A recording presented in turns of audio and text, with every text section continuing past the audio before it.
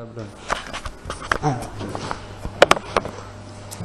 Voilà, donc merci d'être là pour le seul jour de votant des 3 dernières semaines. Avant de commencer donc, cet apéro thématique qui nous tenait pas mal à cœur sur l'éducation et l'agroécologie, je vais vous dire un petit mot sur Sol, la structure qu'organise en fait les apéros thématiques. C'est des événements qu'on organise de manière récurrente mensuelle et c'est un de nos projets. Après, c'est une association en fait qui a été ancienne, qui a été créée en 1980, c'était de Toulouse à la base. Et le but de l'association, en fait, c'est de promouvoir les alternatives agroécologiques, comme son nom l'indique, mais d'une manière un petit peu spécifique aussi. En fait, on suit des projets qu'on va avoir sélectionnés, qui sont montés par les populations locales et pour les populations locales autour de l'agriculture. Donc le but c'est de créer de l'emploi en fait dans ces projets et contribuer à une alimentation plus saine. Les thématiques centrales de notre association, c'est accès à l'agriculture durable, la protection des ressources naturelles et de la biodiversité et surtout l'autonomie des populations. En fait, nos projets, on a différentes zones d'action. En Asie, notamment en Inde, avec qui on agit avec des partenaires depuis plus de 20 ans. On agit aussi en Afrique de l'Ouest au Sénégal, depuis peut-être un petit peu moins longtemps, une quinzaine d'années, surtout sur des programmes de valorisation des céréales traditionnelles. Et puis depuis cette année, on agit aussi en France en termes de projets physiques sur la promotion en fait de micro-fermes. Donc Jean-Yves, qui est ici, est un de nos partenaires en fait sur une micro-ferme. Il est chargé de pédagogie, je vous en dirai un peu plus quand je le présenterai. Le projet micro-ferme, je vous en dis un mot dessus parce que c'est un peu notre projet phare cette année. C'est de développer justement des systèmes d'agroécologie en poussant tout ce qui est formation, réplication et préservation et échange des semences, tout ça de manière communautaire. Et le but, il s'appelle micro-ferme internationale. Il y a la partie internationale dedans. Et cette partie internationale, en fait, c'est de créer une plateforme d'échange entre les projets qu'on a en Inde, au Sénégal et en France, pour pouvoir faire des échanges, des transferts de compétences, pour pouvoir faire des de bonnes pratiques, des visites, pour pouvoir que les personnes s'instruisent en visitant un projet qui est dans une autre culture, soit, et des fois qu'il y a des techniques sensiblement différentes, mais qui sont faisables dans le pays. Donc c'est le but un petit peu de cette plateforme. Donc là on est au début, on a 5 fermes partenaires en France, une en Inde, et là on est en train de voir sur la perspective pour développer au cours de l'année prochaine des partenaires au Sénégal. Donc, tous les mois aussi on organise nos apéros thématiques, c'est une de nos missions en France. On fait aussi du plaidoyer pour aussi changer les lois comme sur justement les sujets qui nous touchent pour de la souveraineté alimentaire, l'agriculture biologique. Voilà un peu pour présenter l'information. Si vous voulez en savoir plus, je vous invite à vous inscrire à la newsletter directement sur notre site ou là à l'entrée. On envoie juste une lettre par mois avec les informations sur nos projets ou sur les thématiques connexes en fait. Voilà, puis pour les événements, n'hésitez pas à consulter le site internet aussi, on communique et on les envoie via la newsletter.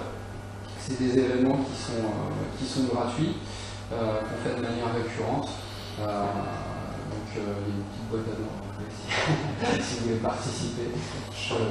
Vous pouvez, c'est faisable. Voilà, je tiens à remercier la mairie du 2e quand même qui nous accueille pour ces événements parce que c'est très sympathique de leur part. Et les partenaires qu'on a pour la distribution de nos produits qui sont Alter Eco et Kilo qui sont simples et bons. Donc voilà. Donc je remercie aussi nos intervenants qui sont là ce soir. Donc en tout cas d'entrée, on va commencer par Isabelle. Donc Isabelle, donc, qui est chargée de mission pédagogie sur les questions agroécologiques au sein de la Bergerie nationale. C'est un établissement d'appui à l'enseignement agricole technique, donc qui est une structure publique. Et Jean-Yves, donc, qui est ethno-développeur, qui est responsable pédagogique des développements pour formation bio et qui est formateur à la ferme Sainte-Marthe, donc le partenaire de notre projet Microferme International, et qui est conseiller aussi pour la création d'entreprises autour du bio et de l'éthique. Il fait pas mal de casquettes. Voilà, avant de partir sur le débat, je vais juste vous parler un petit peu de comment ça va se passer, que vous ne soyez pas pris au dépourvu. Le but globalement des apéros thématiques, c'est de laisser une grande part à vous, en fait, au débat, que vous puissiez poser vos questions. Donc on ne va pas être forcément très très long sur la présentation, dans le but que s'il y a des questions, vous venez sûrement pour ça, qu'on puisse alimenter un débat tous. Donc voilà, on va essayer de laisser une heure d'échange de questions-réponses. Et puis on finira, je pense, un peu avant 22h pour terminer autour d'une petite collation. Généralement, c'est très convivial et dynamique. Donc, peut-être une petite définition de l'agroécologie. Est-ce que vous connaissez l'agroécologie? Qui connaît l'agroécologie? Bon, je vais tenter une petite définition. C'est pas forcément très simple parce qu'il y a différentes visions de l'agroécologie. Donc, en fait, c'est une discipline scientifique, l'agroécologie, qui a pour but de promouvoir l'agriculture et en même temps de protéger les écosystèmes. C'est l'écologie appliquée à l'agriculture. C'est sorti dans les années 70, peut-être un petit peu avant au niveau du concept, mais ça commençait à être mis en place dans les années 70, et puis après ça a été repris via Campesina. C'est sorti essentiellement aussi en réaction à une agriculture qui serait plus intensive et industrielle pour proposer un modèle différent. Donc ça prend en compte la gestion des écosystèmes durables, et qui prend aussi en compte les différentes disciplines, donc scientifiques et sociales aussi, parce que le social est une part importante aussi dans l'agriculture, c'est aussi remettre l'humain au centre.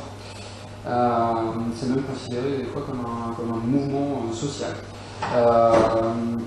En 2000, il y a eu un petit tournant, c'est devenu plus une question publique et en relation en fait avec la gestion des biens communs qui peuvent être l'eau, la terre.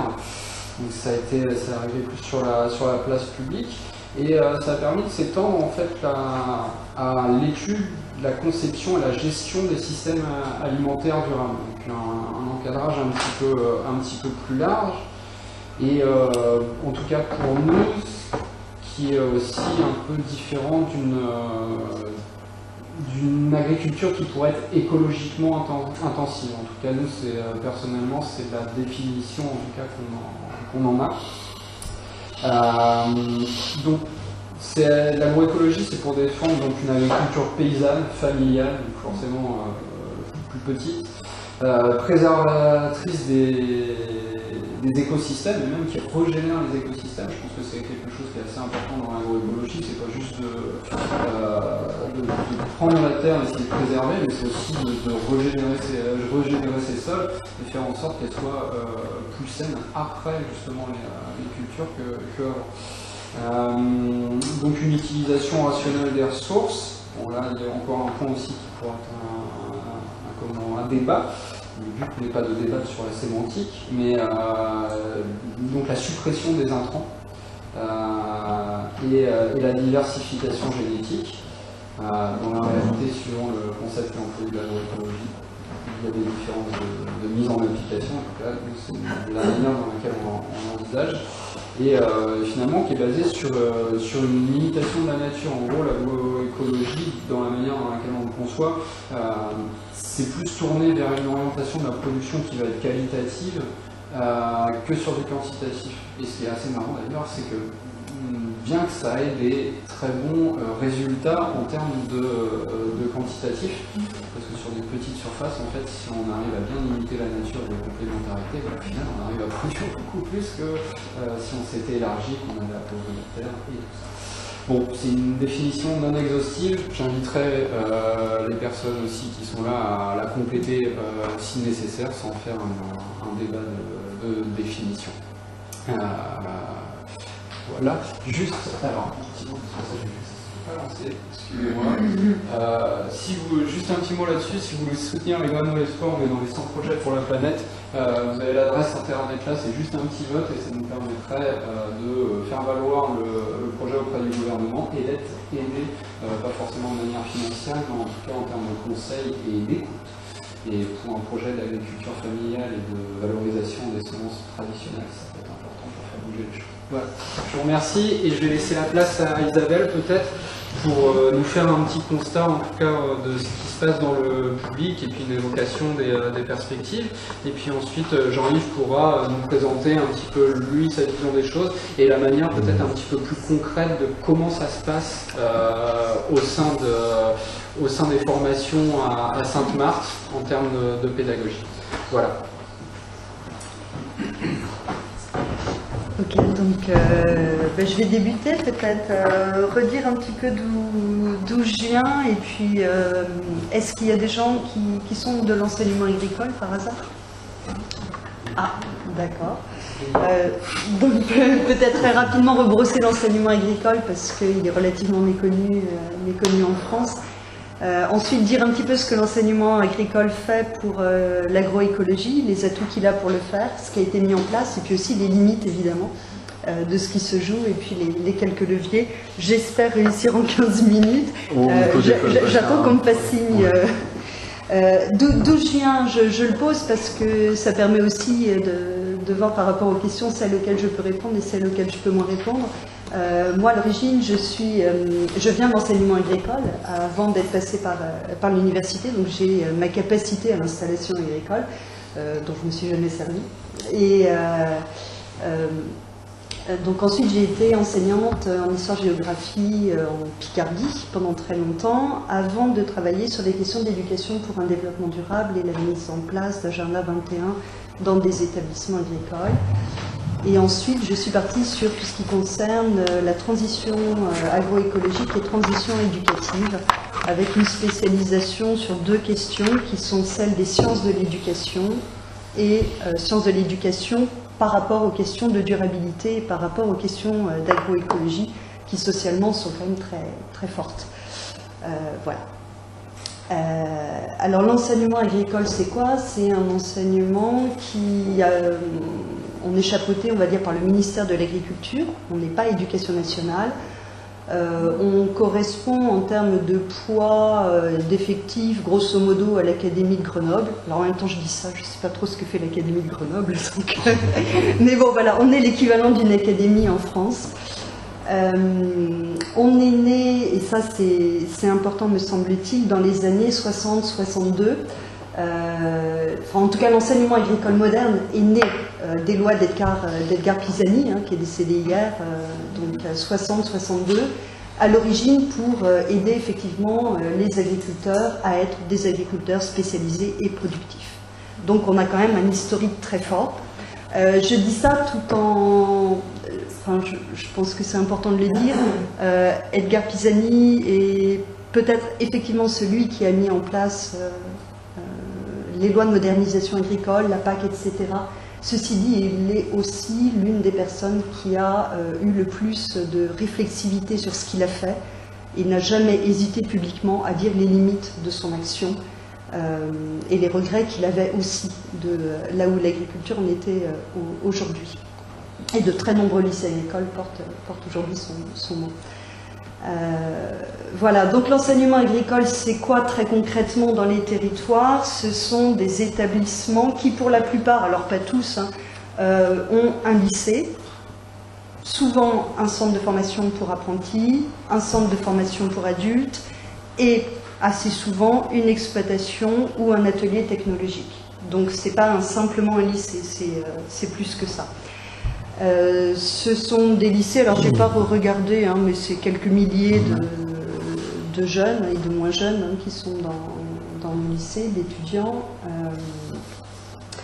En gros, on doit être à peu près 250. Je parle essentiellement du public parce que c'est voilà, la Bergerie nationale à laquelle j'appartiens, qui est effectivement un établissement national d'appui, travaille essentiellement avec l'enseignement agricole public. Donc je connais moins le CNEAP qui est le privé et les MFR qui sont associatives et qui sont aussi très, très impliquées dans les territoires. Juste avant de vraiment traiter de la question agroécologique, en gros, l'enseignement agricole a 5 missions, c'est peut-être important de le rappeler. Alors je me l'ai surnoté parce que je les avais pris en tête tout à l'heure. Évidemment, la première mission, c'est la formation des jeunes. Donc on va du 3e, 4e techno, bac pro, enfin CAP, bac pro jusqu'au BTS. On participe à des licences professionnelles et préparation aux écoles d'ingénieurs. Je ne parlerai pas du supérieur parce que moi je travaille moins avec le supérieur.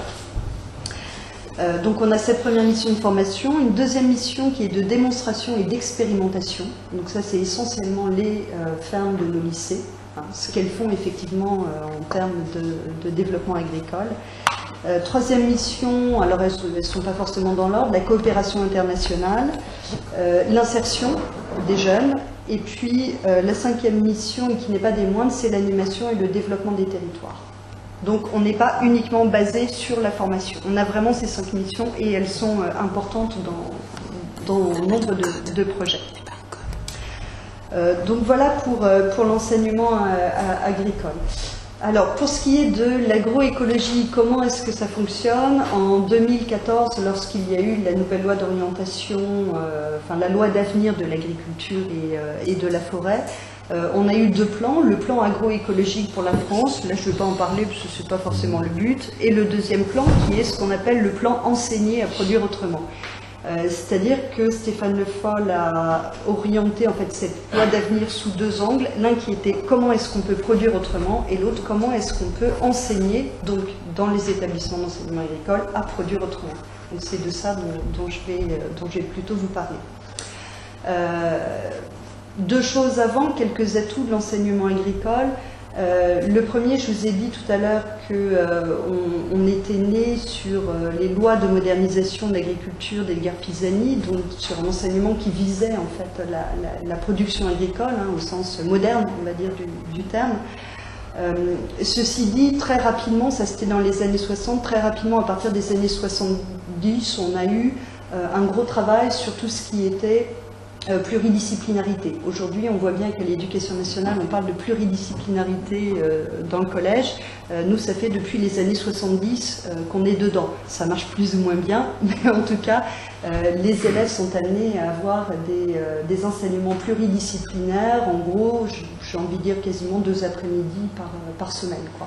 Donc il y a déjà quelque chose de très fort là-dessus, avec aussi un enseignement non pas de sciences et vie de la terre, mais de biologie-écologie. La biologie-écologie, c'est quelque chose qu'on enseigne. On ne parle pas de SVT chez nous. D'autres atouts, depuis les années 90, alors on va dire 92, l'enseignement agricole est aussi vraiment sur les thématiques de développement durable, d'éducation pour un développement durable, d'agriculture durable, avec des actions de démonstration, etc. Donc quelque chose de relativement ancien, des études de milieu, etc. Une présence d'exploitation et d'ateliers technologiques relativement importante. En gros, on a à peu près 190 exploitations et plus de 30 ateliers technologiques, alors qu'ils ne sont pas tous orientés agroécologie, mais en tout cas dont la visée est de les orienter agroécologie. Alors les seuls chiffres que j'ai pu trouver, qui sont un petit peu, enfin c'est un peu dommage, mais en gros 57% des exploitations sont orientées ou bien agriculture bio, ou bien démarche qualité, ou bien agriculture raisonnée. Alors dans les 57%, la part du raisonné du bio, je ne l'ai pas, c'est dommage parce que du coup ça donne une image qui est plutôt floue. Mais voilà, on a quand même cette orientation assez forte. On nous critique beaucoup sur la question de l'agriculture biologique, par exemple. On est aujourd'hui à plus de 10% à peu près des exploitations agricoles qui sont en bio, ce qui par rapport à la réalité des exploitations privées est finalement pas si mal que ça, quoi. Donc voilà, donc on a ces exploitations et puis aussi un fort ancrage territorial avec ce qui me semble moi être la force de l'enseignement agricole, public en tout cas, c'est à la fois l'ancrage territorial et à la fois des dynamiques réseau. Comme on est certes sur le territoire national et puis aussi hors métropole, mais comme on est relativement petit, on a par ailleurs développé un travail de réseau énorme. Alors ça peut être des réseaux portés par le ministère, par exemple on a des réseaux thématiques biodiversité, performance énergétique des exploitations, des réseaux éducation développement durable, des réseaux éco-phyto, enfin voilà, on a tout un tas de réseaux en fait qui sont au sein du ministère avec des animateurs qui essaient d'entraîner les équipes, des réseaux aussi au niveau des régions, où on va retrouver des réseaux qui peuvent être disciplinaires par exemple ou adisciplinaires. Donc voilà, ça c'est quand même quelque chose de fort. Maintenant le plan, parce que j'ai déjà le plan enseigné à produire autrement dans l'enseignement agricole, donc je vous ai dit il date de 2014. En gros il se décline comment? D'abord il y a eu la volonté de décliner ça régionalement. Au travers de ce qu'on appelait des prépas. Alors, nous, on adore les acronymes, c'est une horreur. Donc les prépas, c'est les programmes régionaux enseignés à produire autrement. En gros, on a demandé au DRAF, donc les directions régionales de l'alimentation, enfin de l'agriculture, alimentation et de la forêt, de préparer des programmes avec les établissements, avec les professionnels, avec éventuellement la recherche et le développement, enfin avec différents partenaires en région, de déterminer comment est-ce qu'on allait s'y prendre pour enseigner à produire autrement. Alors, produire autrement dans l'esprit ministériel, c'est bien agroécologie, mais on verra quel type d'agroécologie. Voilà, donc toutes les régions ont été amenées à faire des prépas dans des temps relativement courts. Mais bon, donc voilà, première déclinaison. Deuxième déclinaison, il y a eu des personnes qui ont été nommées, cooptées, référents régional enseigné à produire autrement. 130 personnes à peu près sont référents EPA en France, dans nos établissements agricoles. Ce sont des enseignants pour la plupart, parfois des directeurs d'exploitation, parfois des directeurs adjoints d'établissement, mais souvent des enseignants, qui ont une décharge de 2 heures semaine. Donc quand je dis 2 heures, c'est 2 heures de cours, donc 4 heures dans la réalité, donc en gros une demi-journée par semaine, pour travailler avec leurs collègues en région les questions agroécologiques et surtout les questions de l'enseignement de l'agroécologie. En termes financiers et de personnes, ça faisait très très longtemps, depuis 92, que le ministère n'avait pas mis autant de moyens sur un plan. Voilà. Après, il y a eu des appels à projets. Alors, tout un tas d'appels à projets qui ont été lancés. Je ne vais pas tous vous les dire parce que peu importe. Mais principalement quand même des appels à projets qui touchent les exploitations des lycées. Pour faire en sorte qu'ils soient dans des dynamiques collectives liées à l'agroécologie. Énormément de formations. Énormément de formations qui ont été mises en place, donc nationales, régionales, etc. Et puis de l'accompagnement des équipes. Donc ça, c'est pour tout ce qui va bien, en gros. C'est la dynamique, et c'est vrai que cette dynamique, on la sent. Enfin, en tout cas, moi, ça faisait très longtemps que je n'avais pas senti cette dynamique. Maintenant, difficulté, on voit qu'on a des appropriations qui sont très très différentes dans les régions et dans les établissements de cette question agroécologique. D'abord dans les programmes régionaux dont je parlais tout à l'heure, les programmes régionaux pour la plupart sont quand même rentrés sur les questions des exploitations. Comment est-ce que les exploitations des lycées agricoles produisent autrement, en imaginant, je pense, que parce que une exploitation produit sainement, etc., ça va changer les choses dans la tête des élèves. Or non, ça ne marche pas tout à fait comme ça. Donc des programmes qui se sont vraiment qui se sont vraiment inscrits sur la question des exploitations. Et c'est, en tout cas, on est quelques-uns à penser que ce n'est pas suffisant. Dans les conceptions relatives à l'agroécologie, donc tout à l'heure il y avait une tentative de définition. Nous, la différence par rapport sans doute à Jean-Yves, c'est que on est enseignement agricole. C'est pas la question d'être institutionnel ou pas, c'est la question qu'on travaille en tout cas sur les diplômes qui donnent la capacité agricole. On travaille beaucoup avec des jeunes qui sont issus du milieu agricole, qui ont des conceptions de l'agriculture. Et une approche militante dans l'enseignement agricole, on sait qu'elle ne fonctionne pas. Donc notre travail à nous, c'est pas tant d'avoir une approche militante, mais plutôt de se dire il y a des conceptions de l'agroécologie. Certains parlent d'agroécologie forte, d'agroécologie faible. Est-ce que j'aménage le modèle existant? En gros, est-ce que je suis sur l'efficacité économique sous contrainte environnementale? Ou est-ce qu'au contraire, j'essaie de complètement revisiter le système en étant plutôt orienté sur la question des systèmes alimentaires? Et notre travail, nous semble-t-il, en tant qu'éducateur, c'est plutôt de donner à voir aux élèves ces différents modèles et de travailler avec eux pour dire ils ne se valent pas tous. Ils sont différents, ils ne sont pas tenus par les mêmes acteurs non plus. Mais ces différents modèles existent et pour bouger, du coup il y a différentes voies qu'il est possible d'emprunter et vous emprunterez celle que vous voudrez, voilà. Donc on ne dit pas tous vaut, mais en même temps on ne peut pas avoir une approche militante parce qu'en termes de sciences de l'éduc, on sait que ça ne marche pas. Donc voilà, on fait avec ça. Or, la plupart des enseignants ne sont pas au clair sur la question agroécologique.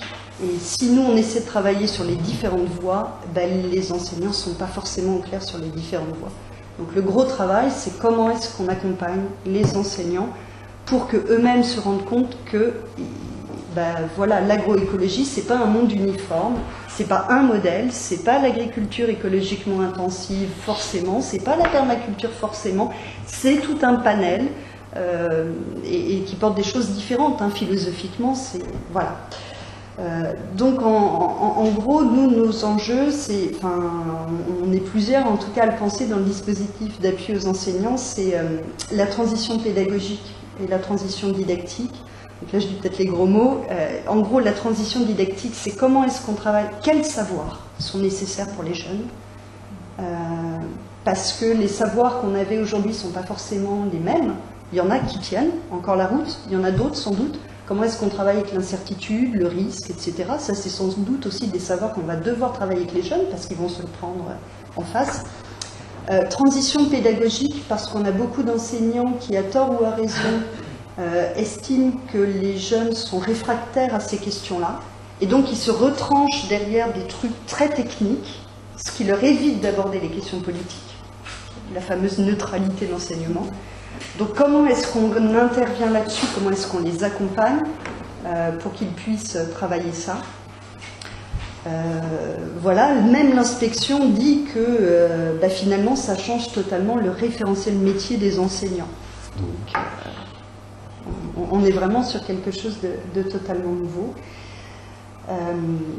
Et puis pour nous, parce que du coup je crois que c'est quasiment fini, on est amené à travailler sur cet accompagnement, mais vraiment quasiment enseignant par enseignant, en faisant des analyses de pratiques pédagogiques pour comprendre ce qui se joue derrière leurs peurs, leurs craintes et comment est-ce qu'on peut améliorer ça.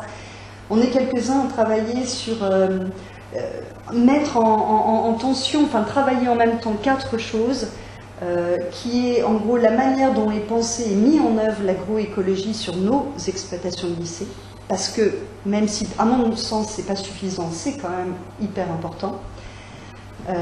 Juste, je préfère le dire quand je dis que c'est pas suffisant, parce que travailler la transition agroécologique, c'est pas forcément aller voir ce qui déjà fonctionne, mais ça peut être aussi voir comment est-ce qu'on change et du coup les difficultés qu'on a à changer. Ça c'est hyper apprenant pour les jeunes.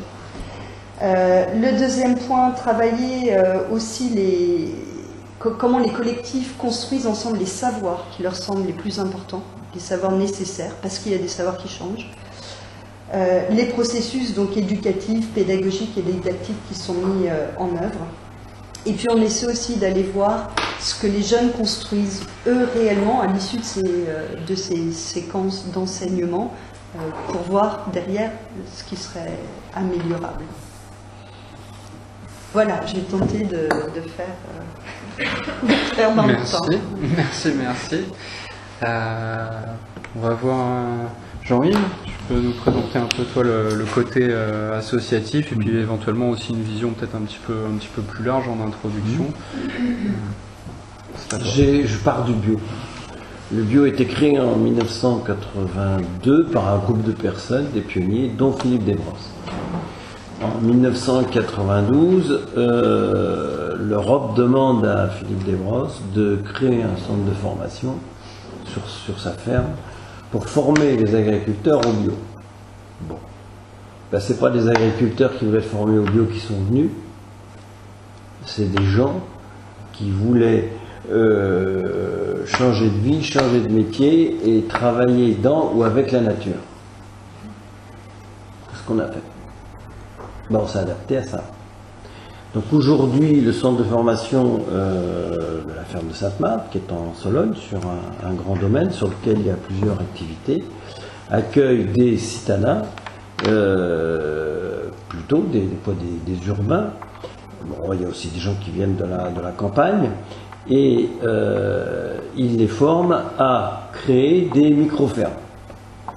Bon, certaines viennent avec beaucoup d'envie, et puis pendant la formation, ils s'aperçoivent qu'ils ne pourront pas être petits maraîchers ou petits fermiers. Alors, ils peuvent se mettre sur d'autres métiers.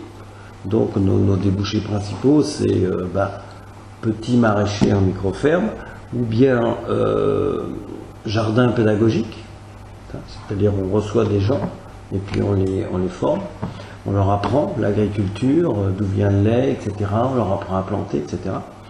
Et puis on forme aussi à la distribution, c'est-à-dire des gens qui vont chercher des produits maraîchers locaux, de saison, frais, bio, pour les distribuer dans les centres urbains, soit dans des réseaux AMAP, soit dans des réseaux Biocoop, La Ruche Kiwi, etc. Donc les gens viennent nous voir. Alors, on a trois étapes. Première étape, on a un stage, on appelle notre stage long, notre formation longue, ça dure 50 jours. En 50 jours, un citadin qui n'a pas de racines agricoles, qui ne s'est pas cultivé, qui n'a aucune intériorité là-dedans. L'exemple que je donne, ce sont les 2 maraîchers qui s'occupent du potager de la ferme de Sainte-Marthe. C'était ces 2 Italiens. Ils étaient citadins, ils travaillaient dans le tourisme. Puis un jour, ils ont eu un ras-le-bol.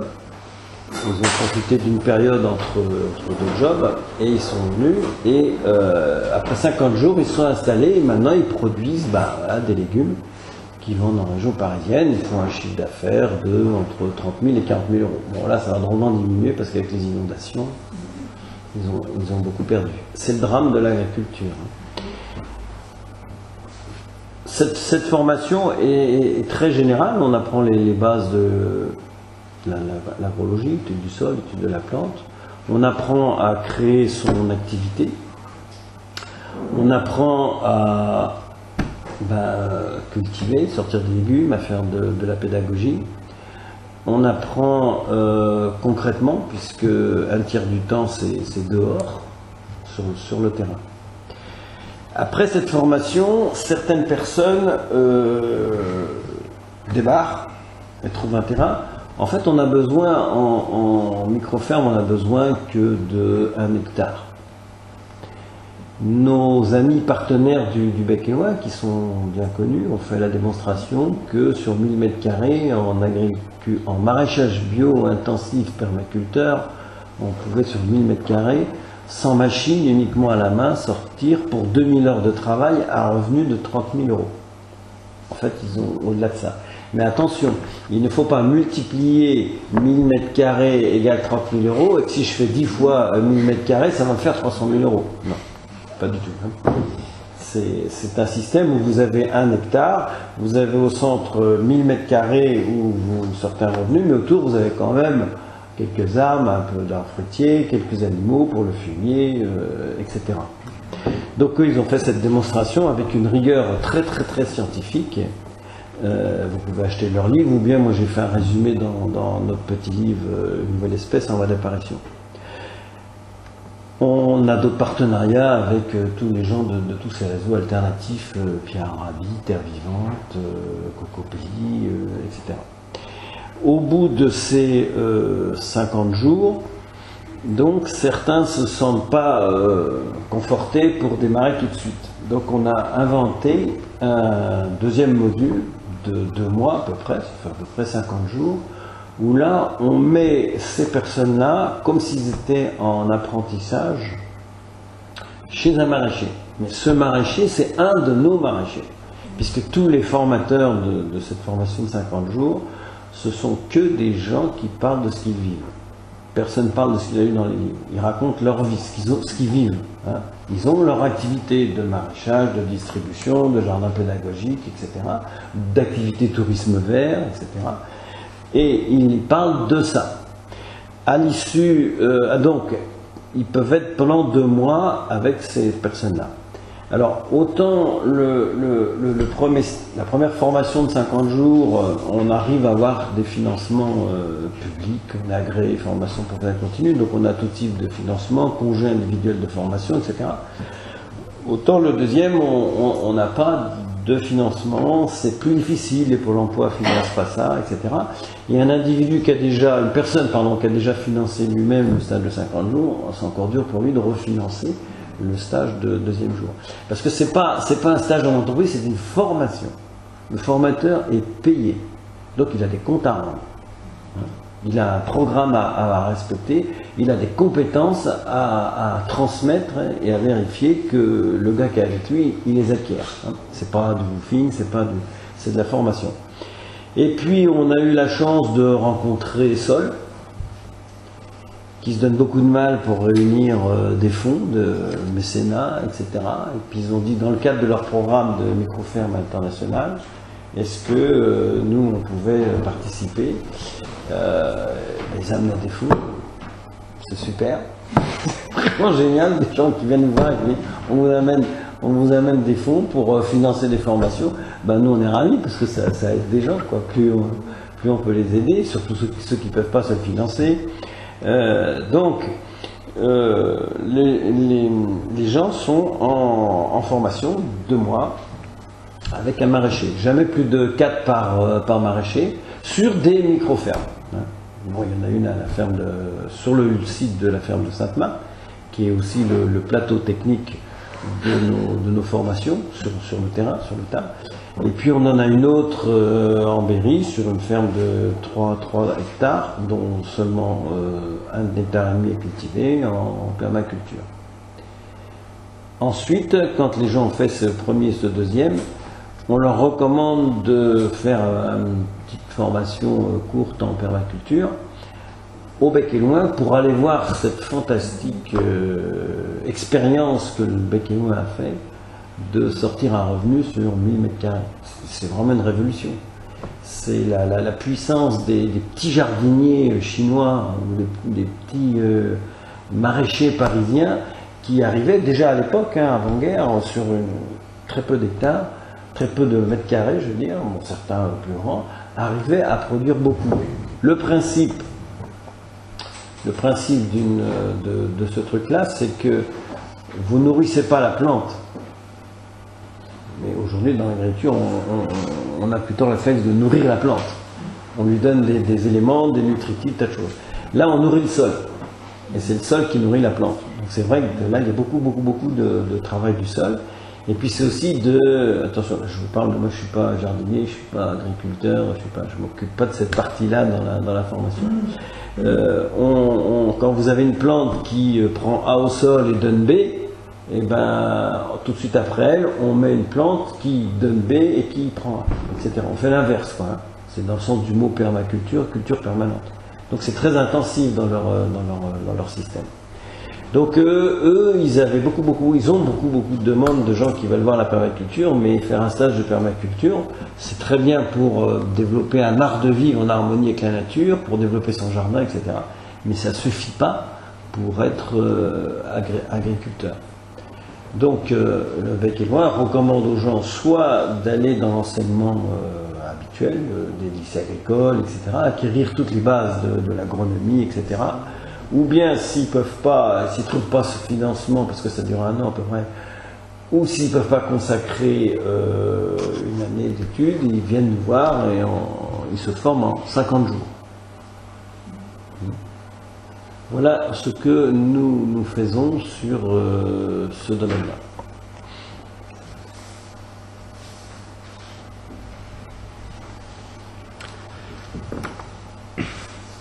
Des petites remarques, on peut passer aux questions. Moi, je me dis que j'ai oublié de préciser quelque chose. Ouais. Enfin, 2 choses en fait. Un, contrairement, parce que moi j'avais été étonnée dans le cadre d'un projet Erasmus, je n'avais pas pensé à le dire. On n'a pas, dans l'enseignement agricole, il n'y a pas de formation spécifique agroécologie.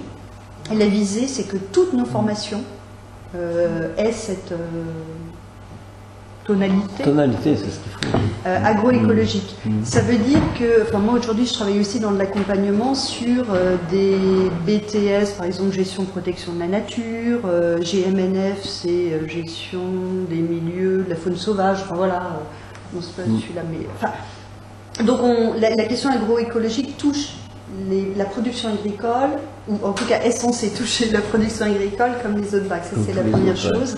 Et par contre, tout ce qui relève de la permaculture, qui est quand même l'un des objets qui intéresse le plus la société civile, je ne sais pas comment on dit, mais enfin voilà, des gens qui ne sont pas dedans.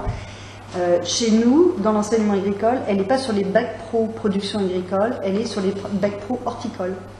C'est en bac pro horticulture qu'on travaille la question du maraîchage.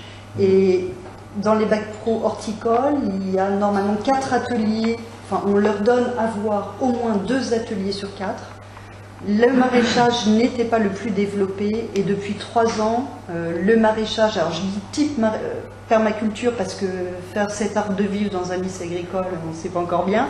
Donc on va dire en termes de pratique purement, c'est énormément développé. Mais on est bien sur du bac pro horticole. Voilà. Même si le bac pro production change, les référentiels de formation ont changé, mais la permaculture c'est réservé à l'ortie. Voilà. Parce qu'il y a une demande de la part des consommateurs de trouver de quoi se nourrir localement, de saison, sainement, sans produits chimiques de synthèse, etc. Donc je suis content de voir que du coup le maraîchage devient de plus en plus enseigné dans les enseignements agricoles, quoi. Il faut savoir que le maraîchage, c'est la partie agricole qui est la moins subventionnée. Tout l'argent que les États, l'Europe et l'État versent va aux gros agriculteurs, céréaliers, éleveurs, etc. Non, ça ne va pas changer. Mais non, parce que ce qui se passe, c'est que ce qu'on vit actuellement en France, c'est que chaque corporation a réussi à avoir ses petits privilèges, ses avantages, et ils veulent garder l'argent pour eux, quoi. Donc les citoyens sont obligés de venir dans des salles comme ça, puis on est obligé de s'organiser entre nous. Et en bac pro, alors il n'y a pas que le bac pro, il y a le BTS aussi, mais horticole, c'est essentiellement des jeunes hors cadre familial. Ce qu'on appelle hors cadre familial, c'est hors famille agricole. Voilà. Les bacs pro production sont pour beaucoup, de moins en moins, mais pour beaucoup issus du milieu agricole. Les bacs pro horticole sont des gens issus de n'importe quel secteur. Mais c'est fantastique de voir qu'au moment où l'agriculture va devenir complètement industrielle, hein, c'est toujours le balancier qui va d'un endroit à un autre, qu'il y a plein de gens qui se lèvent là, en ville, là, puis qui disent ben, on veut devenir agriculteur, on veut devenir maraîcher, on veut devenir, nous on utilise le terme ethno-maraîcher. Un ethno-maraîcher, c'est un maraîcher qui cultive des légumes pour nourrir des gens qu'il connaît. À la différence d'un agriculteur qui fait une production agricole pour gagner de l'argent, et puis dépose son truc dans les coopératives, etc.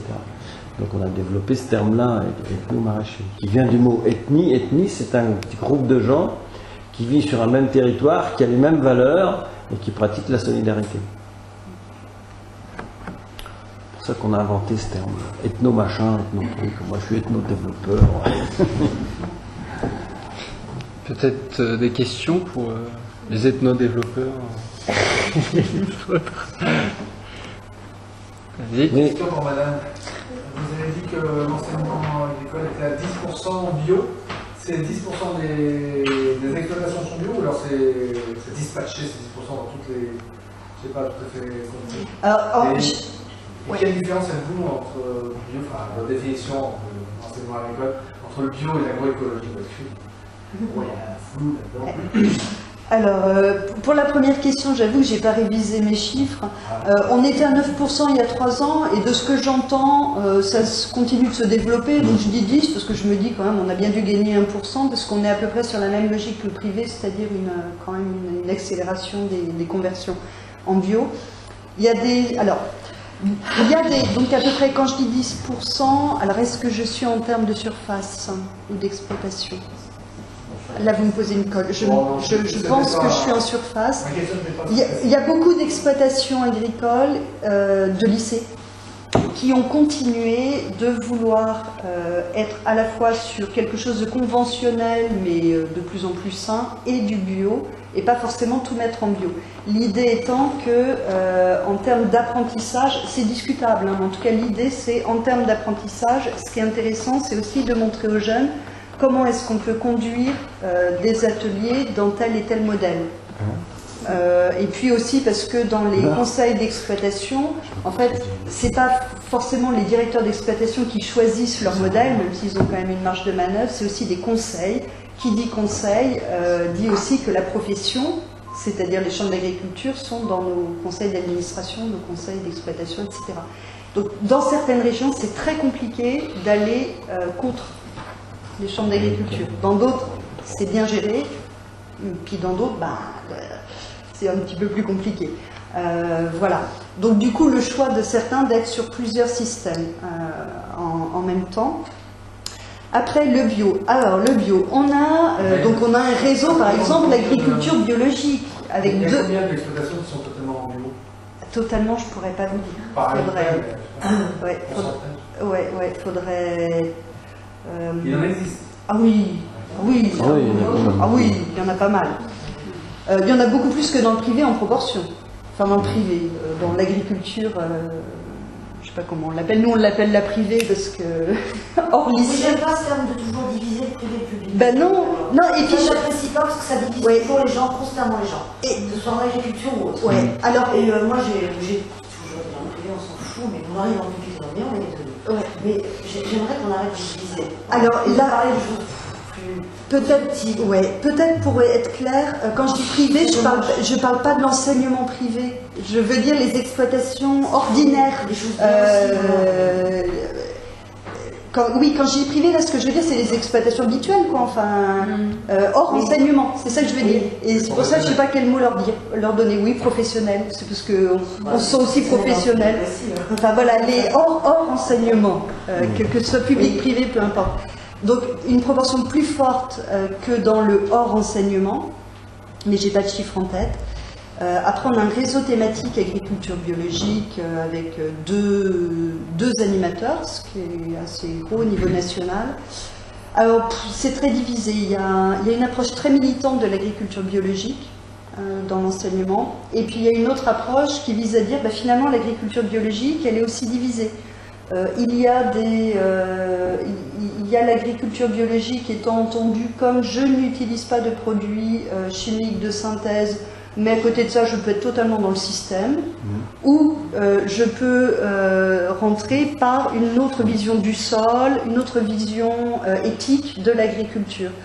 Alors, je ne peux pas dire s'il y en a une qui se démarque plus que l'autre, mais on est comme dans l'ensemble de la société, c'est-à-dire qu'il y a ces deux visions-là qui coexistent. On peut dire qu'il y a le bio-fermier, puis il y a le bio-industriel. Ouais. Donc le bio-industriel, il respecte le label bio. Il n'y a pas de produits chimiques de synthèse. Voilà. Mais on va mettre sous serre, on va donner un maximum d'eau, on va chauffer, on va cueillir avant qu'il soit mûr, pour le transport, etc. Puis si vous croquez une pomme bio-industrielle, elle sera moins bonne qu'une pomme non bio-fermière. L'agriculture naturelle, si vous voulez, sans le label, quoi. Elle sera cotonneuse, avec beaucoup d'eau, etc. Tandis qu'une pomme fermière qu'on a laissée pousser et qu'on a cueillie à maturation, elle croque et elle vous inonde la bouche de sucre, de nutriments. Hein. Après, donc il y a un peu ces deux-là. Hein. Ouais. Et puis après, sur la question des apprentissages, on a de plus en plus d'enseignants qui travaillent sur les pratiques d'agriculture biologique. Sur les questions aussi d'éthique, ce que je disais tout à l'heure, montrer qu'il y a différents modèles et que tout se vaut pas, mais que ça coexiste.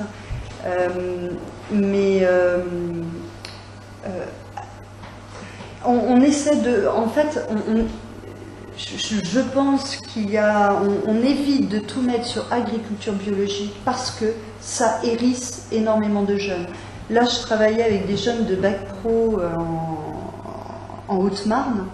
C'était vachement intéressant. Ils étaient sur la question des systèmes polyculture élevage autonome et durable. Mais ils avançaient énormément dans leurs idées, dans leurs pratiques, sur des questions de... et à côté de ça, à la fin de leur phrase, ils me disaient toujours « Enfin, pas jusqu'au bio hein. ». Alors que finalement, leur pratique y allait.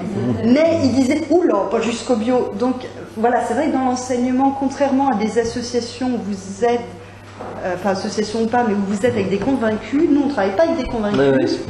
Donc voilà, faut faire attention, il faut nommer, dire, et en même temps ne pas dire il n'y a qu'un système qui vaut et les autres valent rien, parce que sinon on ne fera rien bouger. Nous on s'excuse de temps en temps de manger pas bio, quoi. C'est histoire de s'habituer au cas où, quoi. Il faut que notre corps sache résister aux produits chimiques. Alors que nous, c'est plus vrai. Mais moi, il y a 10 ans, j'ai vu des gamins ne pas manger quand c'était bio à la cantine. Maintenant, c'est pas vrai. Ça fait 4-5 ans que ça a beaucoup bougé. Pas manger quand c'était bio ? Ouais, il y a 10 ans, ouais. Mais aujourd'hui, non. Oui, mais c'est culturel. C'est parce qu'il est culpabilisé, bien sûr. C'est culpabilisé. Ouais, on va pas expliquer. Puis on remet en cause leurs parents. Enfin, c'est super intrusif pour eux. On leur dit, regardez vos parents, ils font n'importe quoi. C'est pas possible, on peut pas leur dire ça. La seule chose qu'on peut dire, c'est qu'ils sont dans un modèle qui répondait à des exigences de l'époque. Et aujourd'hui, le problème qui se pose, c'est plus le même. Donc, il faut travailler autrement. Mais on peut pas leur dire d'emblée, L'astuce, c'est de ne pas dire à quelqu'un, tu es bio, il faut que tu sois bio, ou à quelqu'un, il faut que tu sois pas OGM. L'astuce, c'est de dire, moi, est-ce que j'ai le droit de manger bio ou est-ce que j'ai le droit de manger non OGM? La personne vous dit oui ou non. C'est tout ce qu'on demande. Hein. On ne changera pas le système, on ne fera pas de révolution, on ne changera pas le monde en changeant le système, mais en additionnant les changements individuels. Et moi, j'ai remarqué que c'est beaucoup plus efficace si je revendique le droit d'être différent, mais je laisse chacun être comme il veut, c'est tout. Ce que je veux pas, c'est qu'il m'empêche d'être différent. Et c'est beaucoup plus efficace. Parce qu'on comprend, on les comprend, les jeunes, les agriculteurs, ils se sentent un peu remis en cause, etc. Et c'est dur pour eux. C'est très très dur. Donc, des fois, ils ont une réaction comme ça épidermique. Quoi. Oui. Moi, je vais poser une question à monsieur, parce que je suis assez intéressée par les formations dont vous parlez. Je voulais vous poser quelques questions, déjà, savoir quel était le coût de ces formations. Je voulais savoir si c'était des formations qui étaient diplômantes, c'est-à-dire est-ce que ça donne justement accès aux subventions. C'est vrai que nous, on m'a souvent parlé, par exemple, ça en une installation future, j'ai un investissement de former dans ce but. On m'a souvent parlé du BPREA en disant qu'il fallait avoir ces formations diplômantes pour avoir accès aux subventions. Et enfin, la troisième question, qui est liée, mais qui est justement les subventions. Est-ce que vous me conseilleriez de faire des demandes de subventions en vue d'une installation, sachant qu'on m'a dit, moi personnellement, que ça pouvait au contraire nous inciter à la productivité et nous finalement nous piéger dans un système qu'on ne peut pas en s'installant comme il faut faire. Bon, le coût est de 3 300 € pour 50 jours, hébergement non compris. 3 300 €. Hein. TTC, mais il n'y a pas de TVA dans la formation. Donc, quand c'est un particulier qui paye lui-même, c'est 2 200 €. Pourquoi? Parce que quand un particulier paye lui-même, on n'a pas de travail administratif. Il y a une feuille, convention de formation, et la personne paye au début du stage. Tandis que quand c'est des financements publics, il y a beaucoup de papiers à faire, il faut contrôler les présences, il faut demander pourquoi il est absent, enfin on n'est plus dans une relation adulte-adulte, voilà, et puis après il y a plein de papiers, et puis nous on est payé plus tard. Donc voilà, on incite, et pour nous c'est plus sécurisant d'être payé par des gens que par des subventions ou qui peuvent du jour au lendemain les perdre. On a une grosse subvention de la région centre qui nous a bien aidé à démarrer. Elle payait 60 places dans les années début 2000. On n'arrivait même pas à les pourvoir à l'époque. Et puis c'est tombé à 24. Puis il faut répondre à des appels d'offres, c'est très, très contraignant. Donc voilà pour le prix. Alors la question du diplôme. On est un diplôme privé, c'est pas un diplôme d'État. On s'est posé la question de soit diplômer notre formation. Là, il y a deux choix. Soit on forme sur un diplôme qui existe déjà. Pourquoi former sur un diplôme qui existe déjà, qui est très bien enseigné par ailleurs? On ne va pas rajouter encore un centre de formation quand c'est quelque chose qui est déjà enseigné par ailleurs pour obtenir tel diplôme. Deuxième point, c'était de s'inscrire au RNCP, Répertoire National des Catégories des Classifications Professionnelles, et donc de rendre reconnu par l'État notre formation. Alors on a commencé à travailler là-dessus, mais c'est trop de travail, et puis voilà, c'était beaucoup de papiers, ça ne nous intéressait pas, et on avait un problème, c'est qu'il fallait après faire des examens et valider notre formation par des gens qui n'étaient pas des formateurs de la formation. Or, comme on a une formation très spécifique, très particulière, comment on aurait trouvé? Et puis il fallait rajouter une semaine d'examen et payer des examinateurs encore en plus. Donc ça a encore augmenté notre coût. Donc on a fait le choix de ne pas être diplômant, de ne pas être inscrit au RNCP. Voilà. On a fait ce choix-là. Après, bon alors, donc il y a des gens qui démarrent, enfin la majorité des gens, ceux qui choisissent le maraîchage, jardin pédagogique, démarrent, mais de manière progressive. Nous, on ne recommande pas de faire un business plan, on ne recommande pas de faire un diplôme, on ne recommande pas de se renseigner à l'avance, savoir quelles sont les réglementations.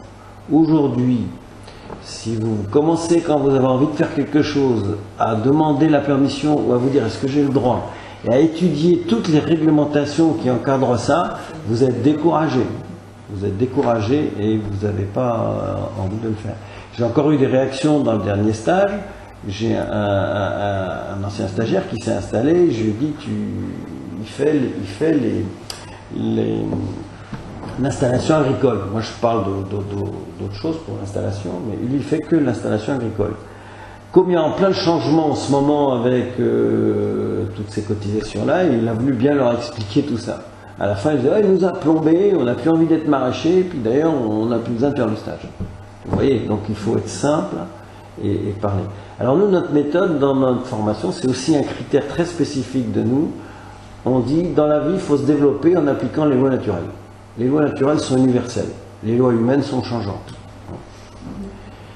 Selon le pays, selon les époques, les lois humaines sont changeantes. Mais les lois universelles, elles sont les lois de la nature, elles ne peuvent pas changer. Et par exemple, dans les lois naturelles, il y a une chose qui existe, c'est ce qui pousse lentement dure longtemps. Donc nous, on est un peu tout pour le slow développement, le slow life, etc. Par l'auto-développement, vous plantez votre graine. C'est vrai que c'est la parabole du semeur, hein, selon qu'elle est tombée dans un bon terrain ou pas, que vous avez déjà... Bon, elle va pousser plus ou moins vite. Ensuite, votre plante se développe, et puis vous collaborez avec elle. Et ça va se développer plus ou moins vite. Mais on va dire aux gens que vous y allez lentement. Parce que si on va trop vite, il faut faire des emprunts, il faut avoir des capitaux, etc. Et puis après, vous êtes liés. Aujourd'hui, les agriculteurs, ils remplissent des papiers, des papiers, des papiers. Ils en souffrent d'ailleurs. Ils en souffrent. Ils en souffrent. Ils préfèrent être dans leur ferme, avec leurs animaux, ou nourrir, gérer leur ferme.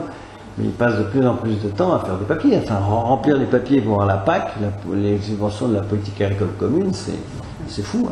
C'est complètement fou. C'est ahurissant. Donc voilà, nous, on a ce modèle de développement. Alors, si quelqu'un vient me voir et me dit je veux faire une formation, etc., je pose quand même la question, est-ce que vous avez un diplôme? S'il me dit non, je lui dis passez le BPREA, parce qu'en France, il faut avoir des diplômes, c'est culturel. Bon. S'il a déjà un diplôme de comptabilité, de médecine ou n'importe quoi, je lui dis venez. Et si en plus il a déjà une expérience professionnelle, je lui dis venez encore mieux. Disons que s'il y avait des prérequis chez nous, c'est d'avoir déjà une première expérience professionnelle.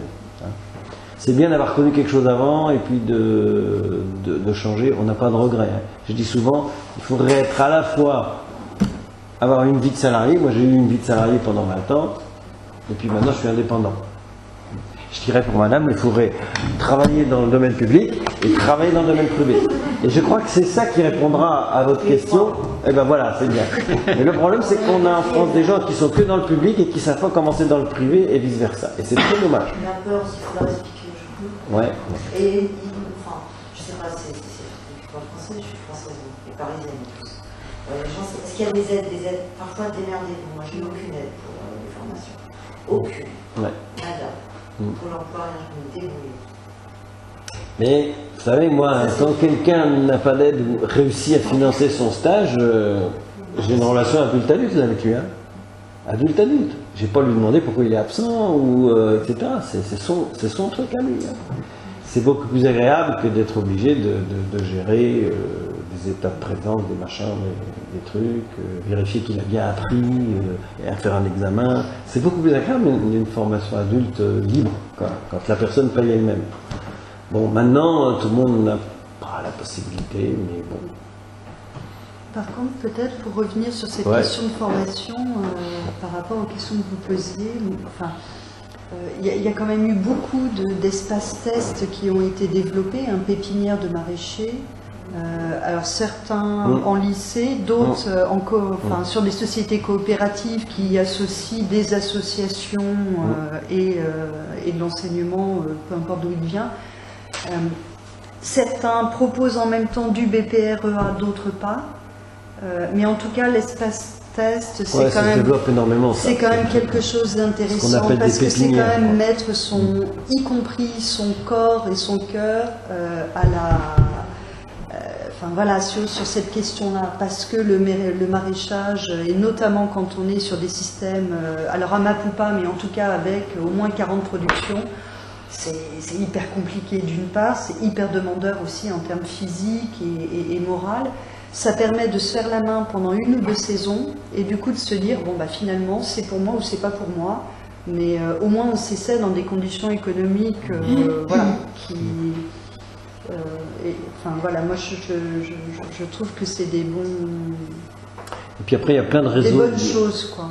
Il y a plein de réseaux d'accompagnement. Alors dans l'agriculture conventionnelle je ne connais pas, mais dans l'agriculture bio il y a les groupements d'agriculture biologique, il y en a un par département. Donc ils s'entraînent, il y a les ADR, c'est un organisme d'accompagnement des gens qui démarrent, qui organise des regroupements, des formations, qui fait rencontrer les gens. Donc nous on est partenaires avec les ADR. Terre de Liens qui est là pour le foncier. Et puis après quand on veut acheter du foncier, il y a Terre de Liens. Ouais. C'était un point clé quand même, parce que moi, juste pour dire d'où je parle. La terre. Ouais, la terre, parce que moi j'ai fait un BPREA, j'ai fait de l'enseignement agricole pendant 4 ans, donc je connais un peu ce parcours long, très long, où on change de projet, etc. en l'autre. Et effectivement, il y a plus, déjà il n'y a pas un BPREA. En fait. Il y a autant de BPREA qu'il y a de responsables de formation de BPREA. Il y a des BPREA, c'est sûr que les BPREA en Beauce, C'est pas le même que. Si tu fais pas de la betterave, tu vas te sentir un peu isolé. Mais il y a d'autres DPRA sur la diversification, plus accès bio, etc. Où là, justement, il y aura plus de néo-ruraux avec des ethno-maraîchers. Ethno-maraîchers, voilà, qui se retrouvent. Donc, le résultat, même si c'est le même diplôme, en fait, il y a des contenus qui vont être très très différents d'un DPRA ou d'un BPA ou d'un autre diplôme agricole. Voilà. Et puis après, il y a aussi l'accès à la terre et la question des aides. C'est bien quand même de savoir, en fait, savoir ce qu'il y a, savoir ce qu'on peut prendre, ce qu'il faut donner en échange, parce que c'est dans ce sens, et de faire son choix là-dedans. On peut faire un parcours à l'installation aidée, et puis il n'y a rien qui dit, si vous avez signé, vous devez prendre les prêts. Vous pouvez dire oui, mais je vais emprunter 70 000 et arriver, non, finalement, j'emprunte rien du tout. Je vais juste prendre la dotation, les 30 000 balles, là, je vais bien, mais je ne vais pas prendre les prêts. On a le droit de faire ça. Donc c'est bien de le savoir. Mais c'est effectivement un gros monstre de réglementation, de savoir. Et donc moi, pour moi, le point clé, c'est quand même l'accès à la terre. Mais on parle de. SJA, être jeune agriculteur, ça donne un accès à la terre. Ça donne un droit de préemption sur les terrains agricoles. Et ça fait un pouce dans ce sens-là, les chambres d'agriculture. Et voilà, et aussi, j'ai bien les chambres d'agriculture. Elles sont parapubliques, elles ne sont pas tenues par les mêmes personnes, les mêmes groupements dans chaque département. Il y a des départements hyper favorables à la bio et d'autres où c'est hors de chez vous. Ils vous accueillent, mais vraiment en disant dehors. Non, mais tout ça.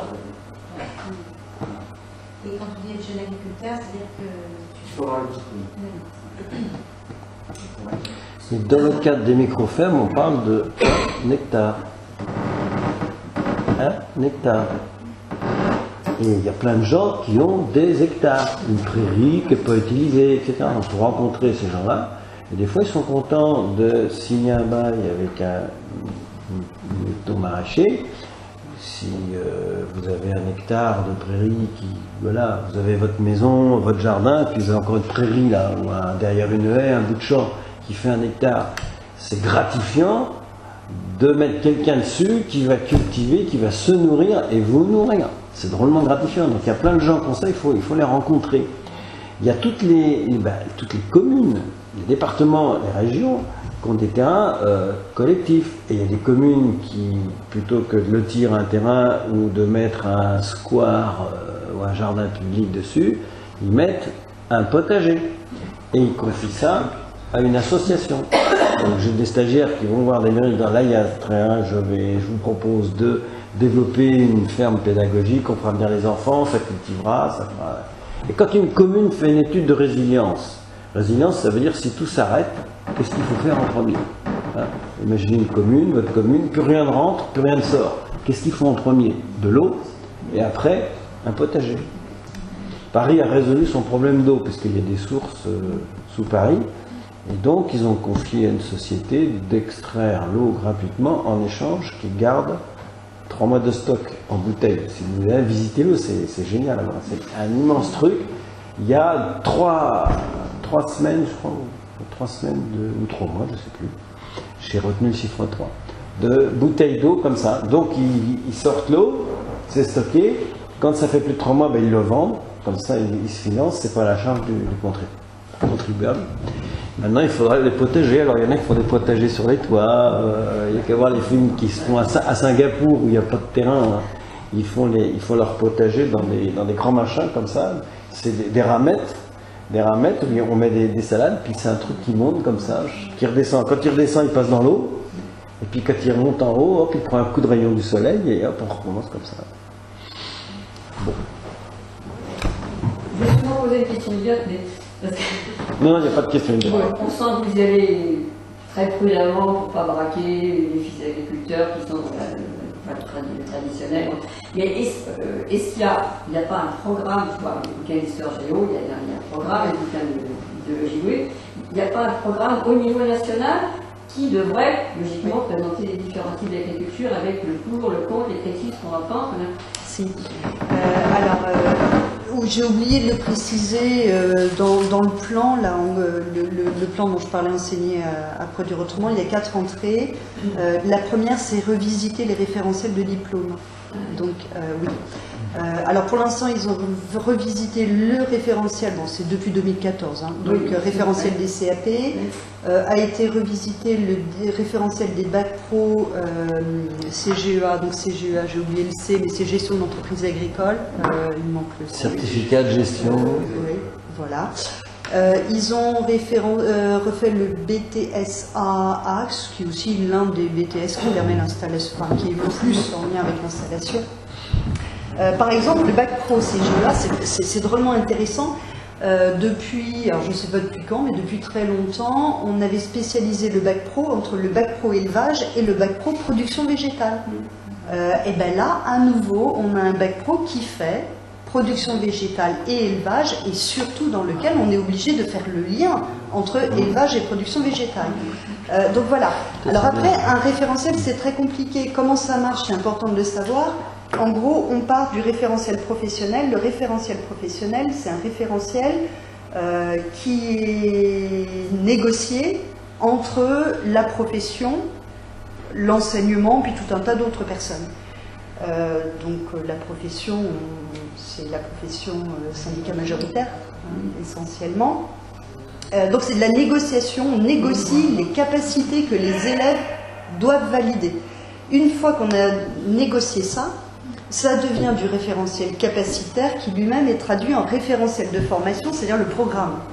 Donc tout part quand même d'une négociation entre les professionnels et les autres. Et là quand même on a obtenu qu'on arrête de scinder et de spécialiser. Donc voilà. Après, pour vous donner un exemple plus concret, je prends en seconde, et c'est là où je reviens sur mes pratiques pédagogiques qui est mon cheval de bataille. Je prends en seconde la question du fait alimentaire. Alors on l'a fait en seconde comme à l'éducation nationale, on l'a fait en première, bac techno, on l'a fait dans plein de trucs. Je prends cette question du fait alimentaire, c'est la liberté des enseignants que de le traiter comme ils veulent. J'ai 2 options. Ou je fais comme souvent ça se fait, et je dis, en gros, mon chapitre c'est comment nourrir le monde. J'ai 2 solutions. Ou j'augmente la production, ou je baisse la population. Grosso modo. Ou je dis, non mais si je pose la question, comment nourrir le monde, je la pose comme ça.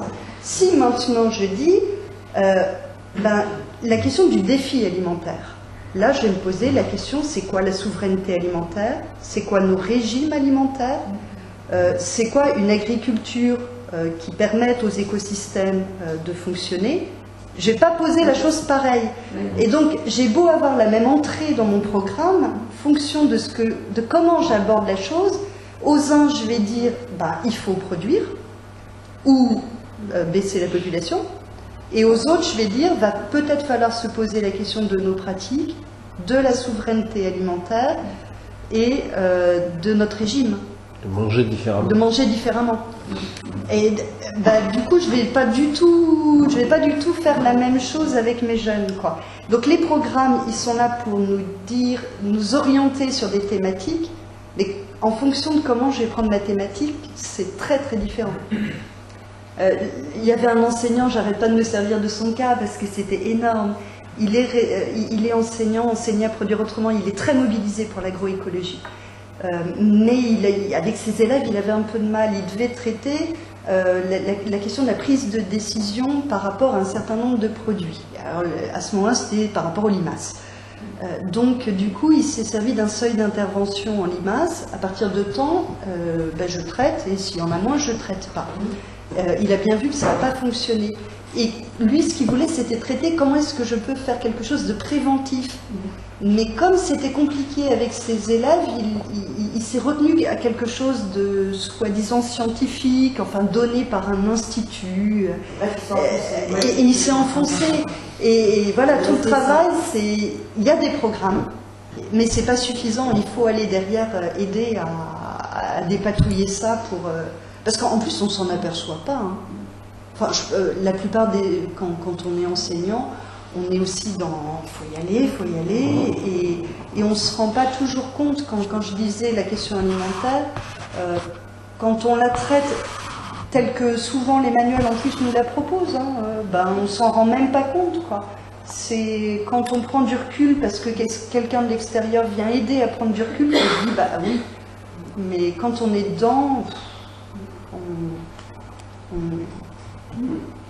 donc les programmes changent, pas tout, enfin ils sont tous amenés à changer, mais ils changent petit à petit, quoi. Mais ils changent, mais c'est pas suffisant à mon sens. Est-ce que ça arrive quand même d'être amené à prendre des conditions, enfin je pense à Monsanto, il faut que Théo nous aide si j'en sais, des pétitions, pas la seule quand même. Bon, est-ce que vous abordez ce genre de choses? Oui, quand même. Oui, ah oui. Après, alors, voilà, c'est là où on s'aperçoit des limites de l'approche militante, c'est-à-dire qu'on en braque plus. Oui, non, peut-être pas commencer par les braquer, peut-être commencer par amener des faits qui montrent, les pesticides, les niveaux santé, etc. C'est quand même, et même les multinationales. Il y a beaucoup de lycées qui sont dans les festivals du type alimentaire, enfin toutes ces choses-là. On a un enseignement qui est particulier à l'enseignement agricole qui s'appelle l'éducation socioculturelle. Qui est en gros l'idée d'Edgar Pisani au tout début, c'était comment est-ce que je vais amener les agriculteurs à sortir de leur commune et de leur exploitation. Aujourd'hui, je pense que ça devrait être partout et surtout peut-être à l'éducation nationale aussi, quoi. Mais donc c'est vraiment un truc où on travaille les médias, la communication, l'information, etc. Et puis les pratiques artistiques. Et donc dans cet enseignement-là, il y a beaucoup de choses qui se font aussi autour de ces questions particulières, donc pas par des profs d'agronomie, mais vraiment par des profs autres, et qui travaillent. Mais après, comme c'était dit, ça va tellement dépendre des enseignants aussi, à la fois de l'établissement et de l'enseignant qu'on a face à soi. Il y a des grands programmes. Et puis après, il y a des individus, quoi. Oui, la majorité des enseignants, surtout les plus vieux, ils ont été formés à cette méthode avec les engrais, les pesticides et les perfectionnés. Et je dirais que la plupart sont convaincus aujourd'hui qu'il est nécessaire de changer. Sauf que quand on a enseigné Colzablé pendant 30 ans, imaginez une rotation de 12 ans, c'est déjà un tout petit peu... voilà. Donc il y en a plein qui ont bougé, mais sans doute en reste-t-il aussi pour qui c'est plus compliqué et qu'il faut... sur la complexité, moi je trouve ça drôlement intéressant. Je travaille beaucoup avec la didactique professionnelle qui s'occupe des concepts dans les métiers que les professionnels ont. Aujourd'hui, l'agriculture, c'est du même niveau de complexité que la médecine, quoi. C'est de la folie. Si on veut aller sur des choses, c'est comme on disait, quoi. C'est à la fois la réglementation, c'est énorme, c'est énorme et c'est un métier qui est complexe. Au niveau de réglementation, je peux poser une question sur ce que vous avez dit dans votre présentation. Vous avez dit que certains des freins et des blocages venaient pas mal des enseignants, et notamment et après vous avez dit, parce que comme les enseignants ils ont un droit de réserve, parce que c'est une question politique. Moi j'ai tiqué sur c'est une question politique. Moi je vois bien que c'est une question politique. Mais pourquoi l'agroécologie, qui peut se comprendre comme une forme d'agronomie, donc quelque chose qui n'a rien à voir avec la politique au départ, c'est une technique. C'est une technique, c'est un mouvement social. L'agroécologie, si on cultive avec les écosystèmes, ne pas retourner son sol, toutes les techniques associées à l'agroécologie, on peut faire des heures de cours d'agroécologie qui sont de l'agronomie. Accès à l'agroécologie. Mais donc, parce que vous avez dit, c'est politique. Est-ce que vous pouvez développer un peu cette question, pourquoi c'est si politique? Parce que je pense que... Je sais, quand on leur dit bio, c'est l'identité, de toute façon, c'est une question d'identité. C'est protège. Alors on peut dire que c'est politique, si on revient sur l'agroécologie, c'est des pratiques, mais c'est aussi une science, c'est aussi un mouvement social, notamment en Amérique du Sud, donc on n'est pas déconnecté de l'agroécologie, c'est pas que des pratiques, c'est aussi porté par une éthique, par autre chose. Et puis parce que effectivement ce sont des pratiques qui pour un certain nombre vont pas toujours dans le sens de l'agriculture dominante, je ne sais pas comment le dire, donc de fait elle est politique, juste le fait d'être, voilà, de ne pas être dans ça, ça devient politique. Alors ce qu'on essaie de faire, mais c'est très compliqué, c'est comment est-ce qu'on travaille aussi cette question-là. Il y a des gens qui ont travaillé sur la posture enseignante, c'est Kelly qui a travaillé là-dessus, il dit il y a 4 postures, quoi. Où je suis dans la supposée neutralité, en réalité on n'est jamais neutre d'une manière ou d'une autre, donc voilà. Où effectivement j'ai un parti pris, je dis à mes élèves mon parti pris et je tente de les emmener, c'est une approche militante. Où j'ai un parti pris, je leur dis moi j'ai une idée mais je ne vous dirai pas laquelle. Où j'ai un parti pris, je leur dis tout est ouvert, vous faites ce que vous voulez, voilà la mienne. Maintenant ça ne veut pas dire que je n'accepte pas le reste.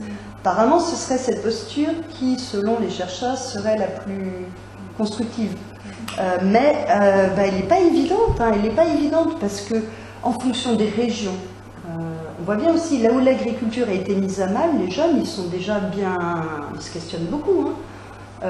Et puis des régions, moi je viens de Picardie, dans le Santerre, il n'y a pas une énorme remise en cause des céréaliculteurs quand même. Hein. Donc quand on a 35 jeunes face à soi, il faut... Voilà, il faut se les prendre aussi, quoi. C'est pas toujours... C'est pas du 1 à 1, quoi. C'est pas du face à face, c'est 35. Et du coup, effectivement, cette question de la neutralité enseignante, elle est elle est compliquée, quoi. Elle n'est pas facile. Donc c'est pas d'autant plus compliqué que vous êtes rattaché au ministère de l'Agriculture, non pas au ministère de l'Éducation. Je sais pas. Je sais pas.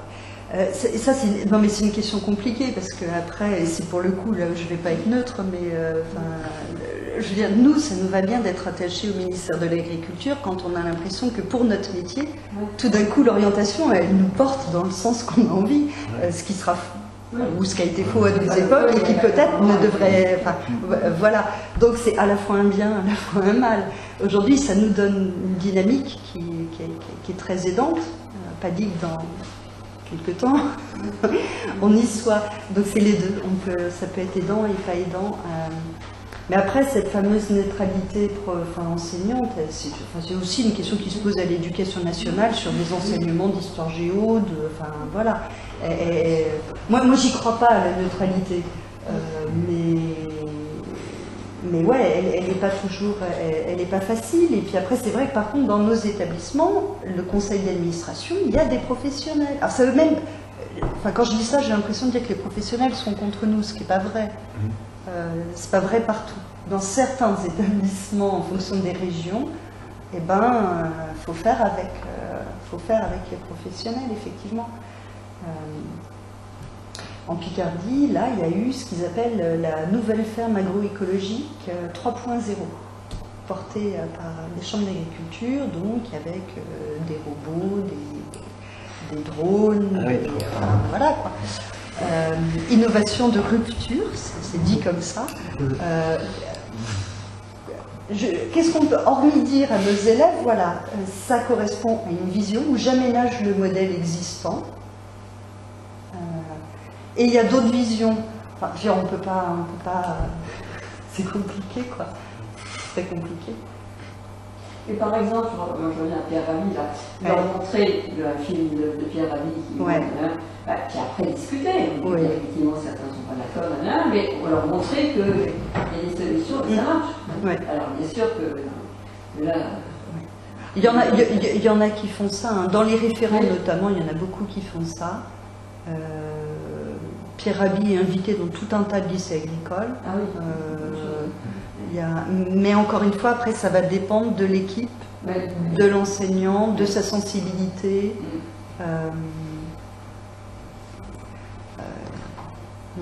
On ne peut pas faire bouger quelque chose parce qu'on demande à la chose de bouger. On ne peut qu'accompagner, essayer de voir quels sont les leviers, quelles sont les limites, Mais oui, il y en a pas mal qui font ça. On a une maison d'édition qui s'appelle Éducagri Édition.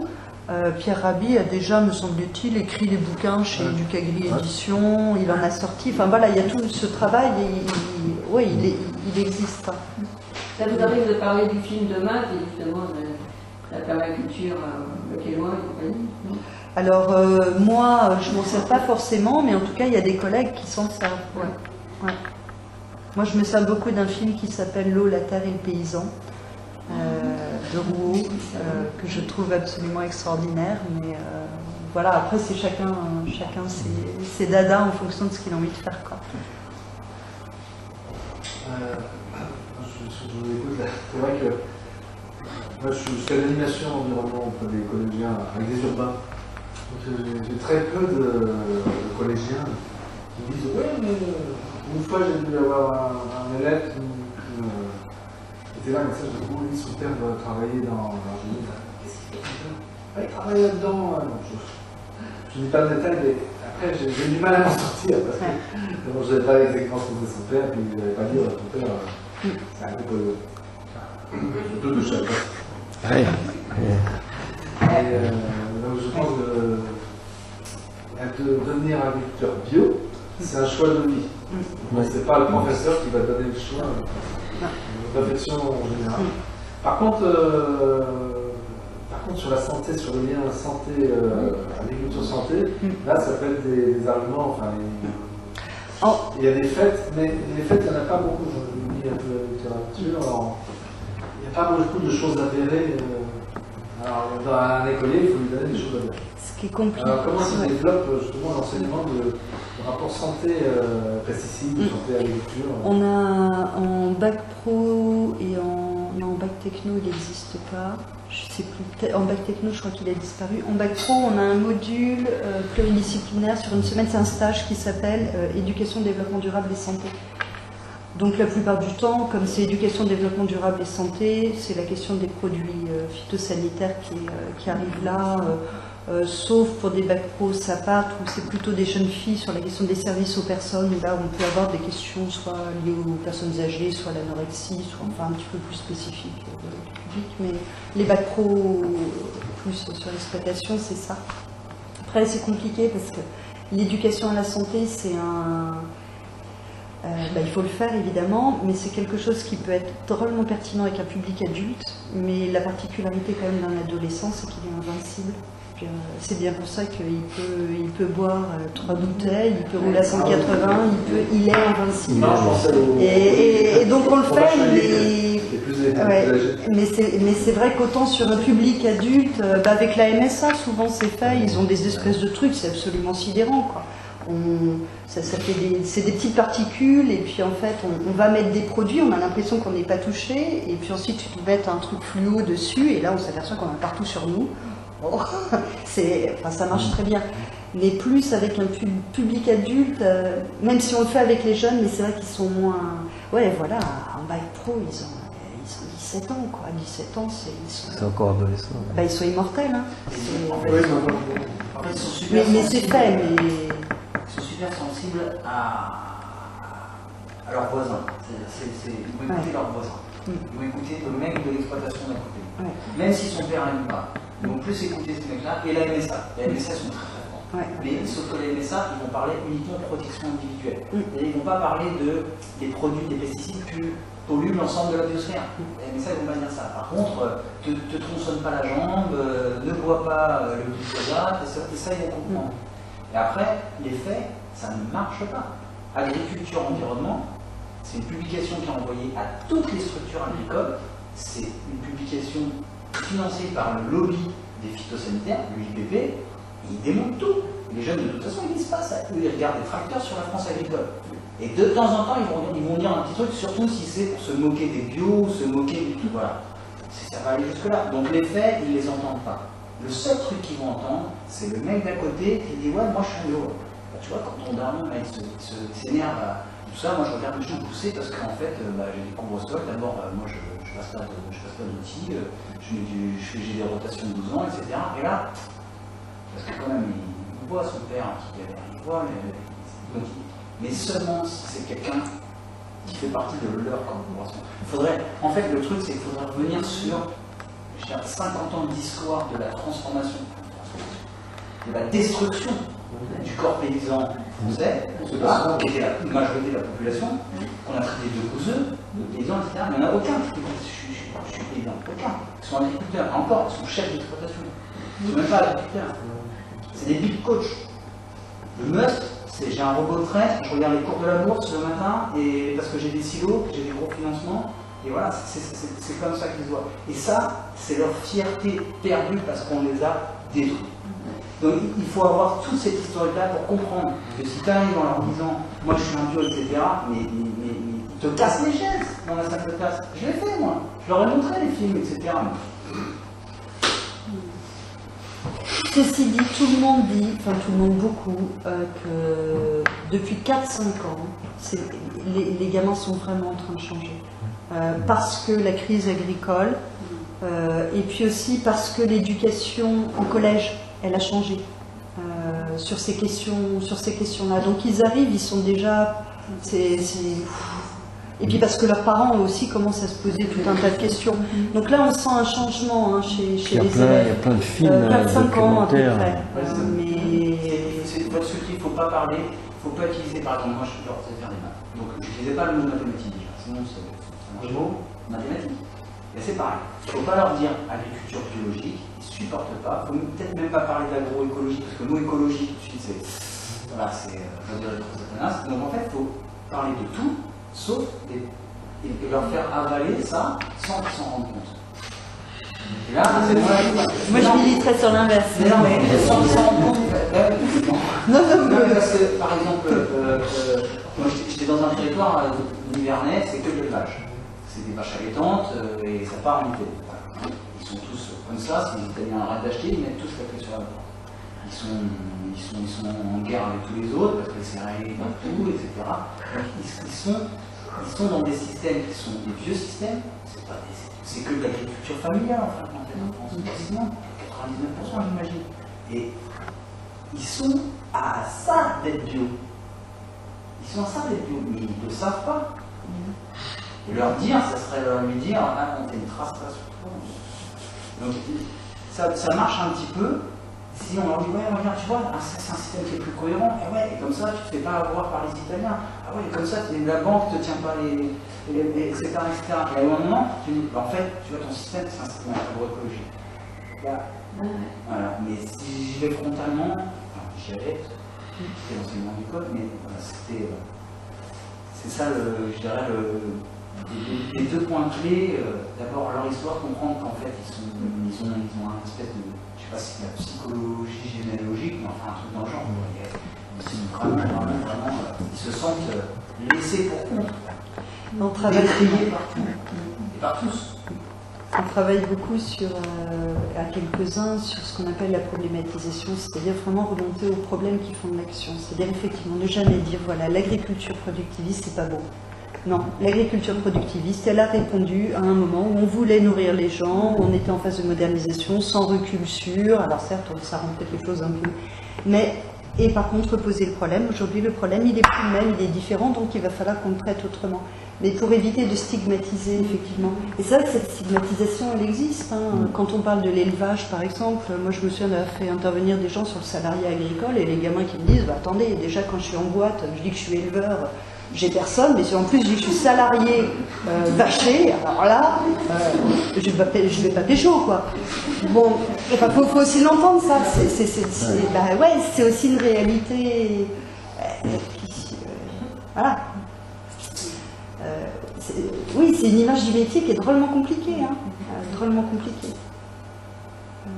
Alors même que c'est un métier qui demande des compétences, qui demande beaucoup de compétences. Et en même temps, c'est vrai qu'entre les tirs qu'ils reçoivent et puis la vision qu'en ont certains, à tort ou à raison, mais enfin, du coup, les jeunes sont quand même pris dans ces étaux-là. C'est pas une image qui change, ça, un petit peu, quand même, qui commence à changer? Je pense que si, mais peut-être sur des gens un petit peu d'une autre génération. En tout cas, pas de 15 ans, quoi. Enfin, ou pas de 17, quoi. Je suis pas sûre que des jeunes filles de 17 ans, je dis jeunes filles, mais ça pourrait être jeunes hommes, hein, de 17 ans, aient une vision plus différente d'il y a quelques années de l'agriculture, alors que je pense que sur des gens comme, qui s'intéressent aux questions alimentaires, etc., oui, on a une vision différente, mais chez les jeunes, je ne sais pas si on arrive à ces nuances-là.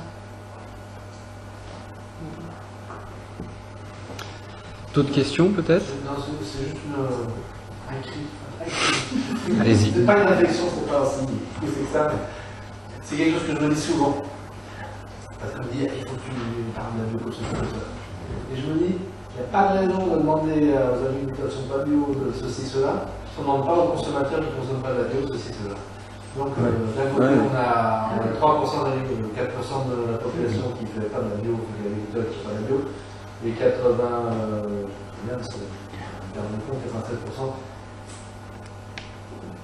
Je ne sais pas si vous faites bien comprendre, mais quand on réfléchit à comment consommer les agriculteurs qui ne font pas la bio, il faut se poser dans le même temps comment parler à quelqu'un qui ne consomme pas de la bio.